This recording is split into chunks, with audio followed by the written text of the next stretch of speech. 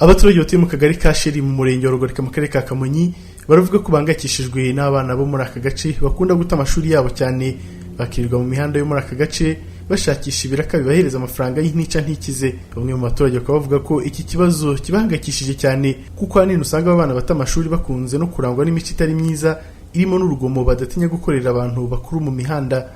Ako bareba ntago biga n'ibizamayibobo, hari n'inkumi z'abakobwa ziri hano zirara mu mihanda. Icyo kibazo tugifiteye ingorane. Abakobwa babyariye hano niko bameze, barara hano ku muhanda jugujugujugujugu niko bameze. Bazo kiri hano n'abana batiga bakagenda bakicara mu matarasi, babona umuntu mukuru bakamutera amabuye kandi bakanga no kwiga bagahohotera abantu bakuru. Gabari bamayibobo ku muhanda babona umuntu mukuru ni bamwubahe bakamutera n'amabuye. Hano abana ntabwo biga, birirwa bavoma amazi hano hepfo mu gishanga bataye amashuri. Aba baturage bavuga ko iki kibazo gituruka ku burere buke bw'aba bana ndetse n'ibindi bibazo byo mu miryango. Gusa ku rundi ruhande bakabasaba ubuyobozi kubafasha bugagurukira iki kibazo kugira ngo aba bana babashe gusubizwa mu mashuri.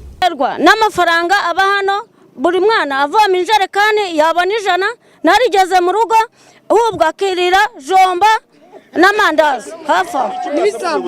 Icyo dusobanurira abayobozi ni ukugira ngo aba bana babashyira muri gahunda bige n'uwanjye arimo. Sinzi nimba nyine ari ikibazo cy'ababyeyi cyangwa ari abana bananira ababyeyi babo. Mubireba hari uburere buke, ababyeyi babo babishyiramo ibitekerezo byabo mba yuko bashobora kubasubizayo.